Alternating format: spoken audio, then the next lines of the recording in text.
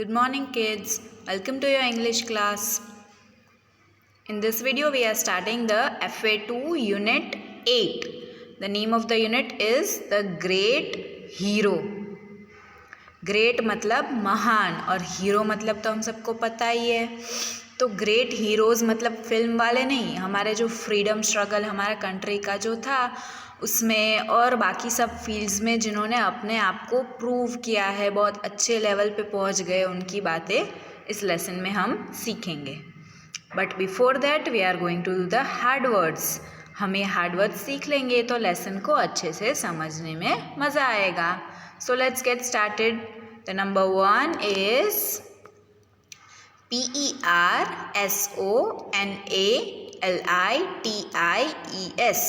personalities. Personalities. Personalities मतलब क्या कि कोई भी क्वालिटी और अ पर्सन का कैरेक्टर जो उसको बाकी सबसे अलग दिखाता है. हर एक इंसान सेम नहीं होता है. क्यों सेम नहीं होता है? क्योंकि उसकी क्वालिटीज़ और उसके कैरेक्टर बाकी सबसे अलग होता है. तो उसको उस पर्सन की पर्सनालिटी कहेंगे हम. Okay, speak with me again. personalities. Personalities. Number 2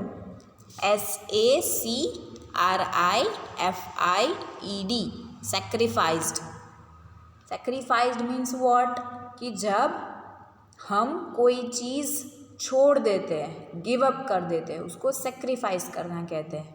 to give up something that is important to you to get something which seems more important.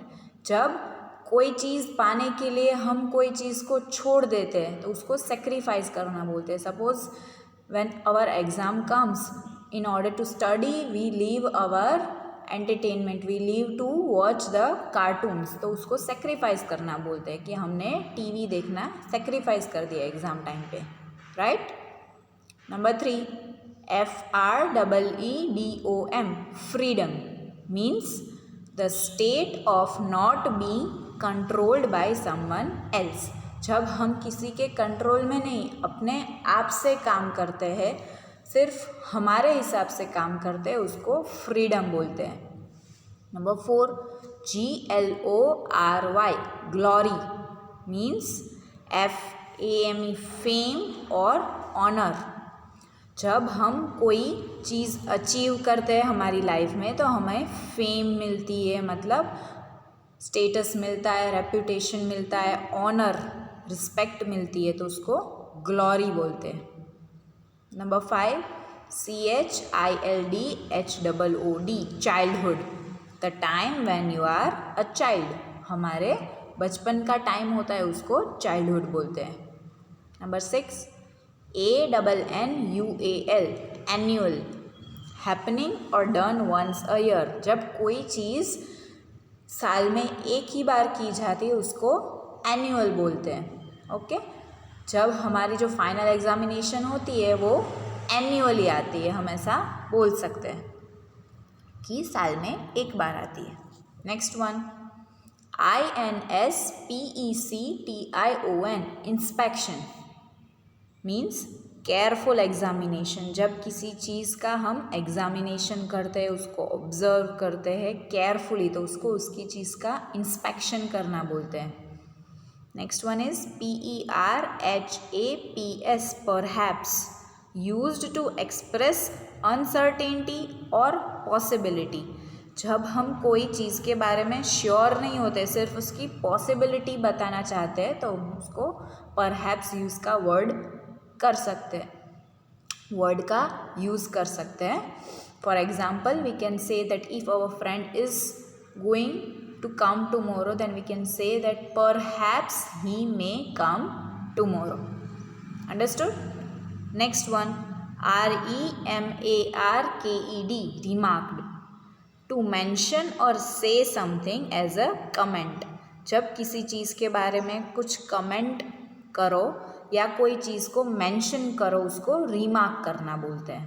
और रिमार्क का पास्ट फॉर्म है ये रिमार्क्ड, ED लगा के. Okay. Next word is illustrate. ILLUSTRATE. Illustrate. इसका meaning है सर्व with example और provide with photographs. जब किसी चीज़ को फोटोग्राफ्स के साथ या उसके एग्जाम्पल के साथ एक्सप्लेन किया जाता है तो उसको इलस्ट्रेट करना बोलते हैं। Okay, next FRIGHTENED, frightened means afraid, डरा हुआ। RUSHED, रश, डन और कंप्लीटेड टू हरीडली। जब किसी चीज़ को बहुत जल्दी जल्दी ख़त्म किया जाता है तो उसको उस चीज़ में रश करना बोलते हैं। जब हम हमारा होमवर्क एकदम जल्दी जल्दी से ख़त्म कर देते हैं तो हम बोल सकते हैं कि we can say that I rushed in my homework. Then next word FLUNG, flung। ये फ्लंग क्या है तो उसका मेन वर्ड है FLING, फ्लिंग। फ्लंग उसका पास्ट टेंस है। फ्लिंग का मतलब है थ्रो और उसका पास्ट टेंस है FLUNG, flung. Next one is OVERTURNED, overturn means reverse और अपसाइड डाउन। जब किसी चीज़ को उल्टा कर दिया जाता है, रिवर्स कर दिया जाता है, टर्न कर दिया जाता है तो उसको ओवरटर्न बोलते हैं। उल्टा कर दिया जाता है उसको ओवरटर्न बोलते हैं। Next one DISTRESSED, distressed, suffering from extreme anxiety, sorrow और पेन। जब कोई इंसान एकदम से दुख में चला जाता है, दर्द में चला जाता है, उससे सफ़र कर रहा होता है तो उस पर्सन को डिस्ट्रेस्ड बोलते हैं। Next one is PITY, pity, the feeling of sorrow and compassion caused by the suffering of others. जब कोई और दुख में होता है, प्रॉब्लम में होता है तो उसको देख के जब हमको बैड फील होता है, सॉरो फील होता है तो उसको क्या कहते हैं, pity. Then next one is PERSISTED, persisted. ये वर्ड क्या है, एक पास्ट टेंस है। किसका है, PERSIST, परसिस्ट का पास्ट टेंस है। परसिस्ट का मीनिंग है कंटिन्यू टू एग्जिस्ट और बी प्रोलॉन्ग। सिंपल मीनिंग में देखें तो क्या है कि जब कोई चीज़ को कंटिन्यू करना, हम उसमें प्रॉब्लम्स फेस कर रहे हैं, डिफ़िकल्टीज फेस कर रहे हैं तो भी उसको कंटिन्यू करना, मतलब उसको परसिस्ट करना बोल सकते हैं हम। Okay, understood. The next one is COMPANION, companion, a person with whom one spends a lot of time or with whom one travels। Companion को इजी लैंग्वेज में हम पार्टनर बोल सकते हैं। जिसके साथ हम लॉन्ग टाइम स्पेंड करें या किसी के साथ ट्रैवल करें तो उसको हमारा कंपेनियन हम बोल सकते हैं। Okay, you have to write this hard words one time in your class work with good handwriting. Till then, thank you very much. Have a nice day to all of you.